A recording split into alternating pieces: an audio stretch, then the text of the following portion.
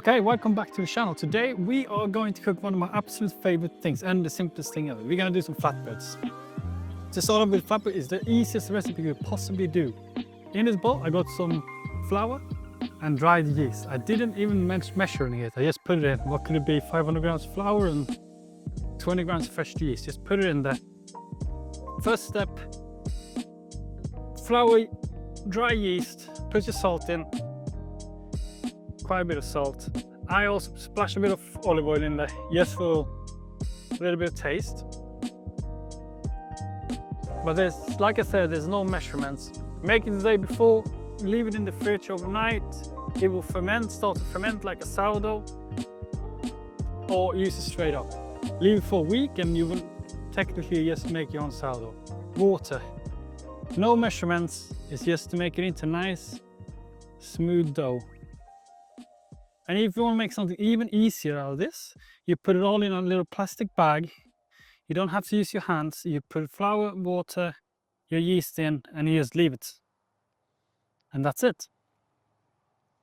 You get this together. So what you want to do with dough is that you want to work it until it stops sticking to your hands, like this. And that's how you know it's ready. Now you can take it to a level, you prove it for a couple of days, a week, but we don't have the time for that. We just want to make a nice bread that's better than the store-bought bread and that tastes good. Flour, yeast, we're really going back in time here to the basics of bread. I think this one actually requires a tiny splash more water, not much. There you go. Now we just want to incorporate the last bit of water I popped in. Now this, it's even easier if you move it over to the chopping board. And now we can just work it. And you will see in a couple of minutes the flour starts doing its magic, which means it's gonna be ready. Obviously, you create more flavor the longer you let it sit in to ferment, because the yeast and the water and the flour and the gluten start eating each other up and becomes this lovely sourdough bread. But this is perfect if you're gonna go out for a picnic. You have one of those one-time uses barbecues. You just take that with you, rock up this dough, and it's all ready. And it's 100 times better than any store-bought flatbread you can buy. Now you can see this dough start coming off my hands. Very easy. And what can this be? Like 5 minutes, Ben? We've been Good kneading, chef. yeah, good kneading. a good kneading, but 5 minutes like this. And you can see now we got it. You know, like one of these recipes is good because you don't need measurements, which is quite nice. You know, all you need is, you probably don't even need the bowl. You only need a flat surface, some flour, some dry yeast, and some water.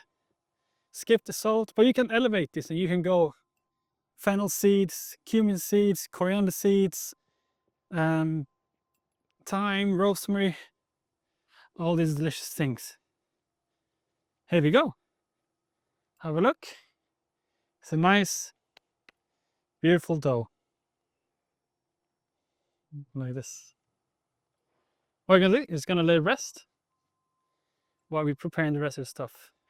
Cut. I'm just gonna wash my hands. We have our dough that we just made. It's just letting it rest. Like I said, leave it overnight, leave it for a week. It doesn't really matter. Together with this, we're gonna have some artichokes from our gardens up at the farm. You've seen on the channel before.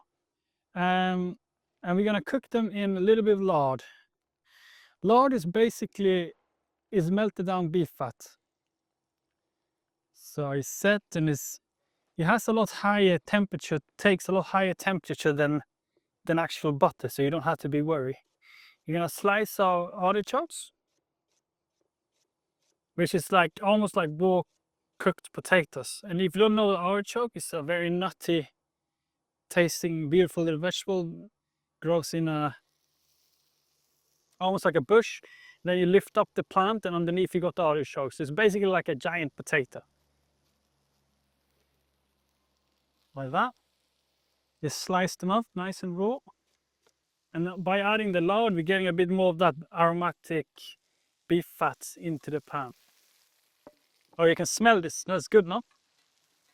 And this is all the heat, just on having it on the preheated on a little barbecue here. What we're gonna do, we're gonna add some salt. Oh, you can really smell, smells almost like hazelnuts. Pepper. Like that.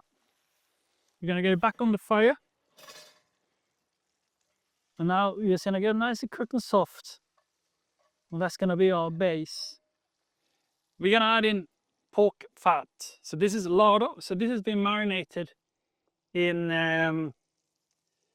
different kind of herbs, rosemary, salt, thyme, black pepper. What we want to do is cut it into nice little small dices, and then we want to add that in together with our beautiful artichokes. And this is a good way of cooking like meaty dishes without actually adding too much meat, the actual protein by itself. Now this lardo will melt down and cooperate together with the beautiful artichokes. And that's what we're looking for.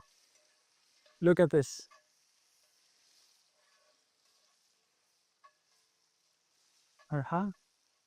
You can see how the lardo just becomes all transparent and beautiful. Take it out to the cameraman here. What do you think, Ben? Try one. You still got that bite, you know? Bite. And this is what's so good too, a little bit more salt. This is so good when you just slice the vegetables thinly and you just cook them quickly. You still got that bite, you still got the flavor in there. And you don't have to think about too many other things, you know? Now we're gonna take our dough. There's a couple of pieces of lard there. Take our dough, and this is so easy. No measurements, nothing. What I do, I just flatten it out with my hand. You're basically making a flatbread. So what you want to do is bake it flat. There's no flour needed, nothing. Get it out. And you can see that I kneaded the dough well, because when you pull it, it doesn't, it's like a good old trick where you stretch the dough and it's ready. Here we go, we got a nice, thick, beautiful piece of bread. And what we're gonna do is a 1-pot pan. We are gonna put this in together with our beef fat, and I'll use some artichokes. Look at this. And we're just gonna get it cooked. It's not gonna take long. It's gonna get some nice color. It soaks up all the juices from the artichokes, all the fat, all the pork, all the beef. And we just get it cooked nicely. You can feel it's crispy on one side. Here we go. We're gonna serve this together with some goat cheese, some honey, pepper, olive oil. And it's like the ultimate little snack when you're out in nature or you're standing on a building site chopping trees. That's 50 years. And the bread is definitely cooked now, you can tell. What we're gonna do, we're just gonna give it some color on the actual rims, like that. And this is just to get the marks from the grill. But you don't need any more cooking, it's definitely ready. But here we go, it's nice and crispy. Voila. We got our bread, our local honey. We got goat cheese, chèvre. So it's a French type of cheese. It works really well. It's a little bit dry, full of flavor. Put that on top. So nice, because it's like quite nice and crumbly cheese too. So you can just spread that out. Honey, one of my favorite things. So you just drizzle this beautiful local honey, wildflower honey from the summer, tiny bit of salt, pepper, and then to the artichokes.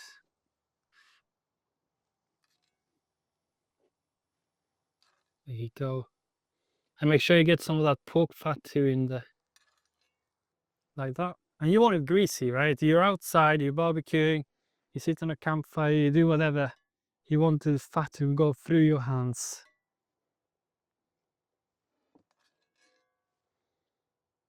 Voila. Cut. I get some rosemary. And then we just finished off a little bit of rosemary on top. So you get this aromatics. Like there's no rules. You can put anything on this. You got some salami at home. You got some leftover bolognese from last night. You put that on anything. And here we go. Flatbread, some artichokes, honey, goat cheese, and lardo. Like and subscribe.